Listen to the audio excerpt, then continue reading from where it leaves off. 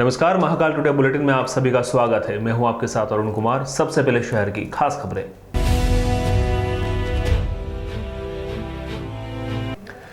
एक ही परिवार के 3 लोगों के सनसनीखेज हत्याकांड का पर्दाफाश कर दिया गया है। पुलिस ने इस मामले में 2 आरोपियों को गिरफ्तार किया है, जिन्होंने पैसों के लेन देन में सूदखोरी का धंधा करने वाले नागर परिवार के 3 सदस्यों को बेरहमी से मौत के घाट उतार दिया था।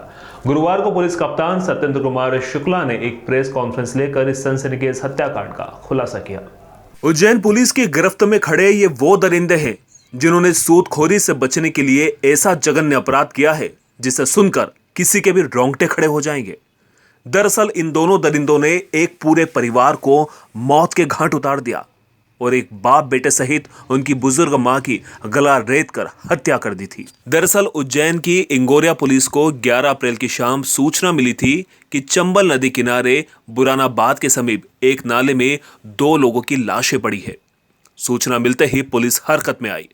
पुलिस जब मौके पर पहुंची तो 2 लोगों की 3 दिन से 5 दिन पुरानी लाशें बरामद हुई। मृतकों के पास पुलिस को एक मोबाइल भी मिला। यही मोबाइल इस सनसनीखेज हत्याकांड के खुलासे में सबसे अहम सुराग बना। दरअसल मोबाइल की डायल लिस्ट में जाकर जब पुलिस ने लोगों को फोन लगाना शुरू किया तो पता चला मृतक राजेश नागर और उनका बेटा पार्थ है, जो उज्जैन के जीवाजीगंज थाना क्षेत्र के हरिनगर इलाके में रहते हैं। इस पर पुलिस ने उनके घर जाकर दस्तक दी तो घर के दरवाजे पर ताला लगा मिला। ऐसे में जब पुलिस ने आसपास के लोगों से पता किया तो जानकारी लगी परिवार के सदस्य 4-5 दिन से घर पर नहीं है। लिहाजा पुलिस ताला तोड़कर मकान के अंदर दाखिल हुई। अंदर का दृश्य देखकर पुलिस भी दंग रह गई, क्योंकि मकान के अंदर रखी पलंग पेटी से भयानक बदबू आ रही थी। ऐसे में जब पुलिस ने पलंग पेटी खोली तो उसमें एक बुजुर्ग महिला की लाश मिली जो सड़ने लगी थी। आसपास के लोगों से जानकारी जुटाने पर पुलिस को पता चला कि मृतक महिला इंगोरिया में अपने बेटे के साथ मृत मिले राजेश नागर की मां है। ऐसे में पुलिस ने जांच शुरू की तो पता चला राजेश नागर और उनका बेटा सूदखोरी का धंधा करता था और छोटे छोटे व्यापारियों को रुपए उधार देकर उनसे ब्याज वसूलता था। जानकारी के आधार पर पुलिस ने ऐसे लोगों को सर्च किया जिन लोगों से राजेश नागर का लेन देन चलता था, तो पता चला कि एक ऑटो चालक पिछले कुछ दिनों से गायब है। ऐसे में पुलिस ने उसकी तलाश शुरू की तो ऑटो चालक सागर से पकड़ में आया। ऐसे में जब पुलिस ने उससे सख्ती से पूछताछ की तो उसने अपने एक अन्य साथी के साथ राजेश नागर, उनके बेटे पार्थ नागर सहित मां सरोज नागर की हत्या करने का गुनाह कबूल किया। इस पर पुलिस ने उसके साथ ही आरोपी को गिरफ्तार किया। एसपी सत्येंद्र कुमार शुक्ला के मुताबिक राजेश नागर लोगों को रुपए उधार ब्याज पे देता था। ब्याज न दे पाने के कारण राजेश नागर उन लोगों पर लगातार दबाव बनाता था। उनके घर जाकर दादागिरी भी किया करता था। ये बात इन दोनों अपराधियों को ठीक नहीं लग रही थी। इसी को लेकर दोनों ने राजेश नागर और उनके बेटे को मौत के घाट उतारने का प्लान बनाया और रुपए देने के बहाने उसे इंगोरिया के समीप अपने ऑटो में ले गए। यही दोनों ने सुनसान इलाके में चाकू से गला रेत कर दोनों बाप बेटों की हत्या कर दी और लाशों को नाले में पटक दिया। बाद में दोनों हरिहर नगर स्थित राजेश नागर के घर आए और उसके घर पर रखे उनके ब्लैंक चेक लेने की कोशिश की। जब घर में मौजूद राजेश नागर की मां ने उन्हें ऐसा करने से रोका तो दोनों ने गला घोंटकर राजेश नागर की बुजुर्ग मां सरोज नागर का भी कत्ल कर दिया और उनकी लाश पलंग पेटी में छुपाकर घर के बाहर दरवाजे पर ताला लगाकर फरार हो गए। एसपी सत्येंद्र कुमार शुक्ला के मुताबिक आरोपियों से पूछताछ की जा रही है।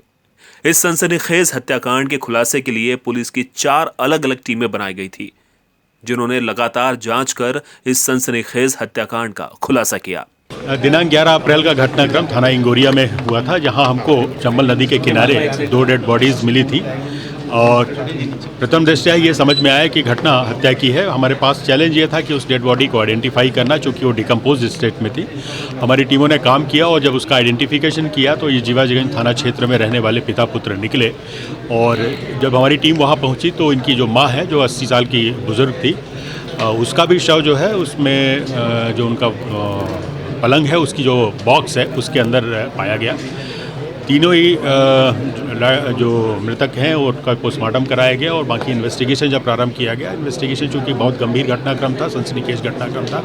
एडिशनल एसपी श्री आकाश भूरिया और सीएसपी नेगी और एसडीओपी बड़नगर रविंद्र बोयट, इनकी डाउन द लाइन बाकी 4 टीमें बनाई गई। चारों टीमों ने लगातार इसमें काम किया और जब प्राथमिक पूछताछ जो निकल के आई उसमें ये समझ में आया कि एक व्यक्ति जो 8 तारीख से गायब है, उसकी हमने जब तलाश प्रारंभ की तो उसका ये मालूम पड़ा कि वो मूलतः सागर जिले का रहने वाला है। कल हमारी टीम गई और सागर से जब उसको लिफ्ट किया तो पूरे घटनाक्रम का उसने स्वीकार किया। घटना के पीछे जो कारण निकल के सामने आया है कि ये मृतक जो है, इसका जो आरोपी और उसके जो सह आरोपी, दोनों आरोपी हैं, ये उसके कर्जदार थे। एक को 4 लाख रुपए लेने थे, दूसरे को 20,000 रुपये देने थे।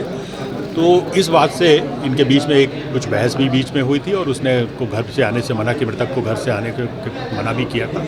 और इन लोगों ने तय किया कि अगर हम उनको मार देते हैं तो हमारा ये कर्ज वाला जो है वो फट जाएगा। इसी उद्देश्य से इन्हें घटना की है और दोनों ही आरोपियों को हमने गिरफ्तार कर लिया है। हमारी जो टीमें हैं इन्वेस्टिगेशन का जो उनकी जिनसे पूछताछ कर रही है, पुलिस रिमांड लेंगे। पुलिस रिमांड के बाद जो और बारीक तथ्य है उस पर पूरा इन्वेस्टिगेशन कंप्लीट करके शीघ्र ही इसका अनुसंधान पूर्ण करके इसको चिन्हित एवं सनसनीखेज प्रकरण में लेकर हम इसमें डे टू डे बेसिस पर ट्रायल हो और सजा हो, इसका प्रयास करें। संविधान निर्माता बाबा साहब भीमराव अंबेडकर की जयंती गुरुवार को मनाई गई। इस दौरान टावर चौक स्थित अंबेडकर प्रतिमा स्थल पर विभिन्न कार्यक्रम आयोजित किए गए और संविधान निर्माता बाबा साहब अंबेडकर को याद किया गया। भारत रत्न संविधान निर्माता बाबा साहब डॉक्टर भीमराव अंबेडकर की 131वीं जयंती शहर जिला कांग्रेस कमेटी अनुसूचित जाति विभाग द्वारा मनाई गई। इस दौरान बाबा साहब के जीवन से प्रेरणा लेने के साथ ही उन्हें श्रद्धांजलि अर्पित की गई। इस मौके पर वरिष्ठ समाज सेवियों का सम्मान भी किया गया। कार्यक्रम में शहर अध्यक्ष महेश सोनी, जिला अध्यक्ष महेश पटेल, विधायक रामलाल मालवी, महेश परमार, पूर्व सांसद सत्यनारायण पवार, चेतन यादव, अजित ठाकुर, विकी यादव, ओपी लोट आदि उपस्थित रहे। इस दौरान लगभग 50 वरिष्ठ समाज सेवियों का शॉल ओढ़ाकर सम्मान किया गया।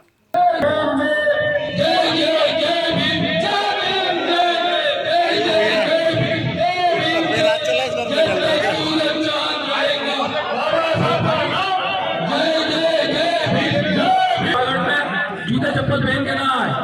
सभी भाइयों से निवेदन है, सभी अम्बेडकर वालों से निवेदन है, कृपया अपने कार्यक्रम का आयोजन शहर कांग्रेस कमेटी अनुसूचित जाति प्रकोष्ठ के शहर अध्यक्ष सुरेंद्र मरमट एवं पूर्व पार्षद सुनील कछवाए तथा साथियों द्वारा किया गया। संचालन श्री लालचंद भारती ने किया। आभार संबोधन श्री दीपक मेहरे द्वारा दिया गया एवं सेवा दल अध्यक्ष मनीष गोमे द्वारा वंदे मातरम का वाचन किया गया। यादव जी, चेतन यादव जी, सुनील कछवाए, बाबा साहब ने काफी मेहनत और प्रयत्न करके हमारे विश्व रत्न संविधान निर्माता बाबा साहब डॉक्टर अम्बेडकर साहब की 131वीं जयंती और पूरा शहर और हम सब कांग्रेस पार्टी के लोग बाबा साहब की जयंती मना रहे हैं। और इस समय पूरे देशवासियों को, प्रदेशवासियों को और मेरे विधानसभा क्षेत्र और जिले शहर के समस्त परिवारजनों को बाबा साहब की जयंती की मैं शुभकामनाएं और बधाई देता हूं। और सभी देशवासियों से एक प्रार्थना करना चाहता हूं कि आप और हम सब मिलकर संविधान को बचाने का काम करें। जिस तरह का पूरे देश में वातावरण चल रहा है, इस वातावरण और जो तोड़ने की राजनीति चल रही है, हम संविधान के माध्यम से जोड़ने की राजनीति करें। एक बार पुनः बाबा साहब की जयंती की पूरे देशवासियों को बहुत बहुत शुभकामनाएं और बधाई। प्रति वर्ष अनुसार आज बाबा साहब भीमराव अंबेडकर जी की जयंती है शहर जिला कांग्रेस कमेटी और अजा विभाग के द्वारा बनाई गई। बड़े हर्षोल्लास से बनाई गई। कल हमने दूधाभिषेक किया था और आज सभी कांग्रेस जनों ने माल्यार्पण करके उनको खुशियां मनाई। और आज कांग्रेस कमेटी के और अजा विभाग के द्वारा वरिष्ठ कांग्रेसियों का सम्मान किया जा रहा है, जिन्होंने कांग्रेस के लिए योगदान दिए हैं। और जो हमारे अनुसूचित जाति के जो भाई हैं जिन्होंने सामाजिक क्षेत्र में योगदान दिया, उनका भी आज सम्मान किया जा रहा है। मैं बड़े हर्ष का विषय है कि आज बाबा साहब जो हमारे लिए इसमें प्रतिपुंज बन के आए और हमें एक नई दिशा दिखाई, शिक्षा के क्षेत्र में हो या सभी क्षेत्रों में उन्होंने आज हमें इस नई दिशा के कारण हम आज यहाँ खड़े हैं। हम बाबा साहब को प्रणाम करते हैं, नमन करते हैं। अजाक्स द्वारा भी बाबा साहब अंबेडकर की जयंती मनाई गई। इस मौके पर अजाक्स द्वारा क्षीर सागर से टावर तक रैली निकाली गई। साथ ही संविधान के नियमों का पालन करने की शपथ दिलाई गई। दरअसल प्रांतीय निर्देश पर संपूर्ण मध्य प्रदेश के 52 जिलों में अंबेडकर जयंती पखवाड़ा कार्यक्रम मनाया गया।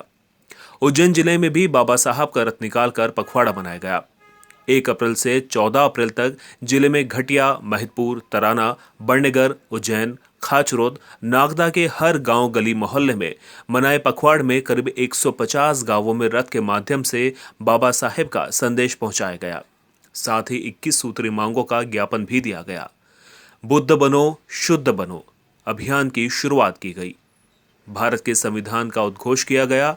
पखवाड़े का समापन 14 अप्रैल को टावर चौक पर हुआ। वहीं 13-14 की मध्य रात्रि में बाबा साहब का जन्मोत्सव सम्मान समारोह के साथ मनाया गया। अखिल भारतीय कवि सम्मेलन के साथ काव्यांजलि अर्पित करते हुए रात्रि में मध्य प्रहर पर टावर चौक, फ्रीगंज, उज्जैन में दीप प्रज्वलित कर, केक काट कर संविधान की शपथ दिलाई गई। इस दौरान अजाक्स के प्रांतीय सचिव एवं उज्जैन संभाग सह प्रभारी महेश बिरोलिया, उज्जैन संभागीय अध्यक्ष AL दलौदिया, जिला अध्यक्ष डॉक्टर RL परमार, कार्यवाहक अध्यक्ष इंजीनियर जगन्नाथ बागड़ी, संभागीय सचिव रमेश चंद्र सूर्यवंशी, संभागीय सचिव हेमराज राठौर, जिला सचिव दुल्हालाल भिलवाड़ा, करण परमार, सुरेंद्र मालवी, शांतिलाल चौहान आदि उपस्थित थे। 14 अप्रैल अंबेडकर जयंती की पूर्व संध्या पर दीनदयाल पैनल के चुनाव कार्यालय के शुभारंभ के साथ ही उज्जैन परस्पर सहकारी बैंक मर्यादित उज्जैन देवास गेट के 17 अप्रैल को होने वाले चुनावी समर का आगाज हो चुका है। यहां भारत माता और पंडित दीनदयाल उपाध्याय के चित्र पर माल्यार्पण कर दीप प्रज्वलन किया गया। सहकारिता के क्षेत्र में काम करने वाली उज्जैन की प्रतिष्ठित उज्जैन परस्परी सहकारी बैंक मर्यादित उज्जैन देवास गेट के चुनाव का आगाज हो गया है। यहां के चुनाव आगामी 17 अप्रैल 2022 रविवार को होना है, जिसे लेकर संचालक पद के प्रत्याशी अलग अलग पैनल के माध्यम से चुनावी समर में कूद पड़े हैं। सहकार भारती के निर्देश पर पंडित दीनदयाल उपाध्याय पैनल के संचालकों के प्रत्याशियों ने शहर के प्रत्येक मतदाता से विजय बनाने की अपील की है। इसी कड़ी में अंबेडकर जयंती की पूर्व संध्या पर पंडित दीनदयाल उपाध्याय पैनल द्वारा भारत माता एवं पंडित दीनदयाल उपाध्याय के चित्र के समक्ष दीप प्रज्वलन कर माल्यार्पण किया गया। इस अवसर पर दीनदयाल उपाध्याय पैनल के संचालक पद के सभी प्रत्याशी मौजूद रहे। ये सब आपको जानकारी हो, मंच के पैर भी रोते रहेंगे और भारत माता के चित्र पर यदि माल्यार्पण कर दिया तो फिर तो दमदारी के साथ सब आक्रामक हो ही जाते हैं। पंडित दीनदयाल उपाध्याय जी और आज पंडित जी के विचारों को सारा विश्व मान रहा है। नरेंद्र भाई मोदी को मान रहा है, इसका मतलब पंडित जी के विचारों को मान रहा है। तो ऐसे पंडित दीनदयाल उपाध्याय जी के नाम से जो पेड़ी है, उस पेड़ी में यदि पैनल बनी है और पैनल सहकार भारती के द्वारा बनी है, तो सहकार भारती के द्वारा जो भी निर्देश किसी भी कार्यकर्ता को आएंगे वो अक्षरशः पालन करेंगे। क्योंकि सहकार भारती को मैं जानता हूँ, सहकार भारती को खुद निर्णय नहीं लेते। सहकार भारती जिस सिस्टम से चलती है उस सिस्टम के हम सब अंग है, उसकी गहराई में मैं ज़्यादा जाना नहीं चाहता। परंतु यदि इस पैनल को हमको विजय वर्ण की ओर ले जाना है तो हम जितने भी बैठे हैं हमको कम से कम 50-50 नाम लिस्टेड लेना चाहिए।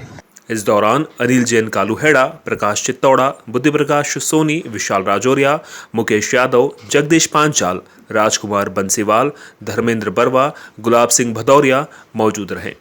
यहां उज्जैन परस्पर पेड़ी के संचालक पद प्रत्याशी जगदीश पांचाल ने चुनाव प्रक्रिया में भाग लेकर मतदाताओं से पैनल को विजय बनाने की अपील की है। उज्जैन की एक बहुत ही सहकारिता के क्षेत्र में कार्य करने वाली उज्जैन परस्पर सहकारी बैंक उज्जैन देवास गेट के चुनाव का आगाज हो गया है और 17 अप्रैल 2022 रविवार को उसके चुनाव होना है। उस चुनाव प्रक्रिया में ही हमारे सहकार भारती के निर्देश पर एक पैनल बनाई गई और शहर के जागरूक प्रत्याशियों के द्वारा उसमें अपना समर्थन देकर चुनावी समर में अपने आप को उतारा गया है। जिस प्रकार का लोकतंत्र का हनन विगत वर्षों से हो रहा था, उस मुद्दे को लेकर हम जाएंगे और शहर के प्रत्येक नागरिक, प्रत्येक मतदाता और प्रत्येक सदस्य के हित की लड़ाई लड़ने के लिए आतुर ये पैनल है और ये पैनल जाएगी और सदस्यों का समर्थन पाएगी। जैन समाज के 24वें तीर्थंकर भगवान महावीर स्वामी की जयंती श्रद्धा और उल्लास के साथ मनाई जा रही है। गुरुवार को उनके जन्म कल्याणक के मौके पर सकल जैन समाज द्वारा चल समारोह निकाला गया। भगवान महावीर स्वामी के जन्म कल्याणक के मौके पर निकले इस चल समारोह में सैकड़ों की संख्या में श्वेतांबर एवं दिगंबर जैन समाज के महिला पुरुष शामिल हुए।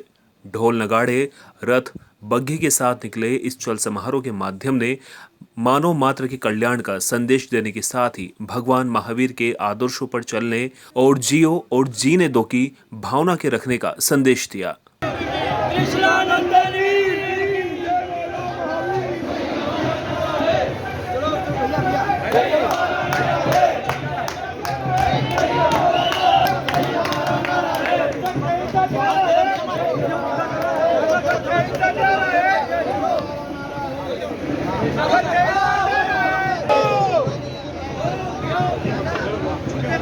भगवान महावीर का दिव्य संदेश जियो जीने दो की जय हो, भगवान महावीर स्वामी की जय हो, भगवान महावीर स्वामी की जय हो।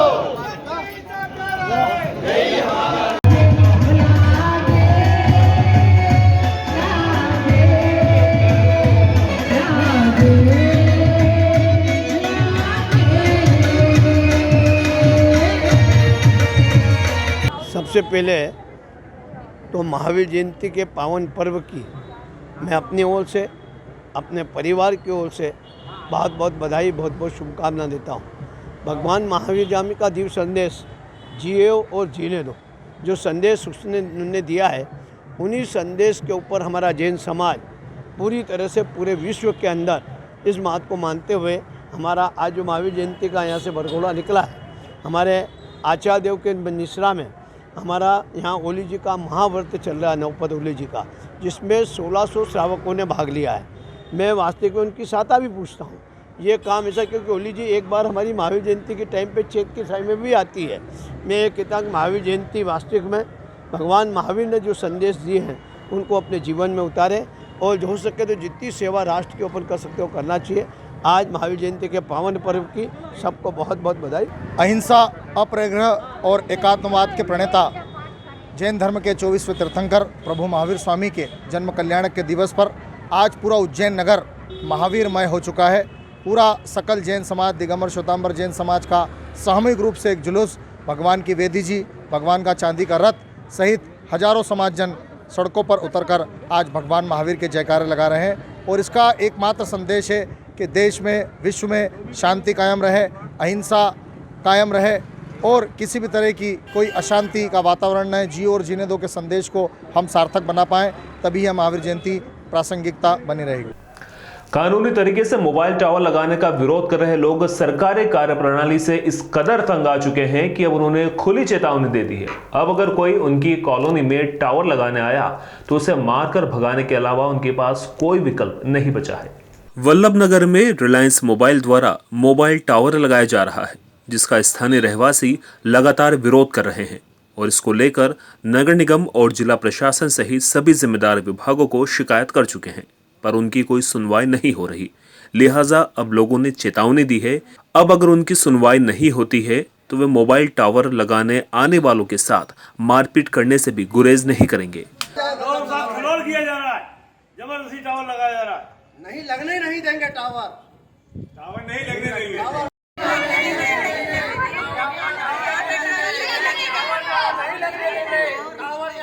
से हम ये कहना चाहते हैं कि वल्लभनगर में मकान नंबर 32 और 33 एक जैन परिवार का मकान है, उसके ऊपर एक पुरानी बिल्डिंग पर टावर का स्ट्रक्चर बना दिया गया है और रिलायंस कंपनी द्वारा टावर लगाया जाना प्रस्तावित है। इस संबंध में हमने जिला दंडाधिकारी महोदय, विधायक जी, मंत्री जी, पारस जी और आपके यादव जी और सांसद जी, फिरोजिया जी, नगर निगम आयुक्त महोदय, जन सुनवाई में कलेक्टर महोदय, सभी शिकायतें कर रखी हैं, परंतु हमारी शिकायत पर कोई गौर नहीं किया जा रहा है और यहाँ इस प्रकार से टावर लगाया जा रहा है जिसमें आसपास के सारे लोग परेशान हैं। कई लोग यहाँ पर हार्ट के मरीज हैं, आसपास के लोग घर में पड़े हुए हैं, ये कोई देखने वाला नहीं है, बीमारी के पर किसी का ध्यान नहीं है और ज़बरदस्ती हम लोगों को मारने के लिए तैयार किया जा रहा है। यहाँ पर इस तरह टावर लगाकर बीमार दुखी लोगों की समस्याएं पैदा हो रही हैं और हम लोग अधिकारियों के पास जाते हैं तो हमारी कोई सुनवाई नहीं की जा रही है।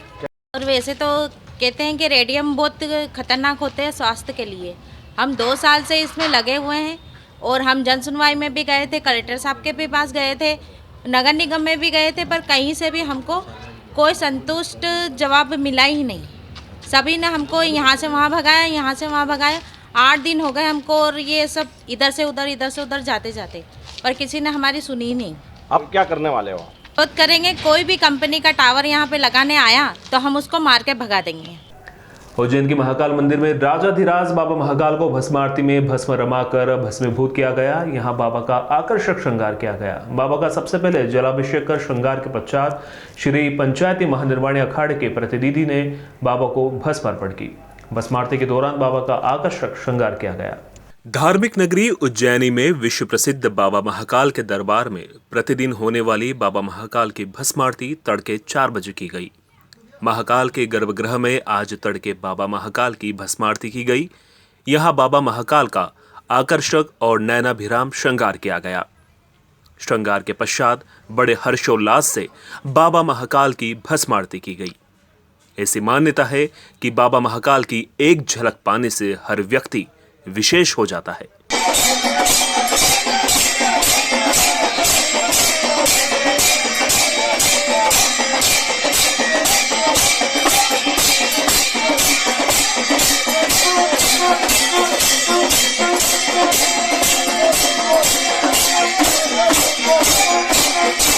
नित्य प्रतिदिन होने वाली भस्म आरती में बाबा महाकाल का पंचामृत अभिषेक हुआ, अर्थात दूध, दही, घी, शक्कर एवं शहद से बाबा को नहलाया गया। उसके बाद चंदन का लेपन कर सुगंधित द्रव्य चढ़ाए गए और बाबा को भांग और सूखे मेवे से श्रृंगारित किया गया। इस बीच पंडितों द्वारा मंत्रोच्चारण किए गए, फिर बाबा को वस्त्र ओढ़ाकर भस्म रमाई गई। भस्मीभूत होने के बाद झांझ, मंजीरे, ढोल, नगाड़े, शंखनाद और जय महाकाल के उद्घोष के साथ बाबा की भस्मारती की गई।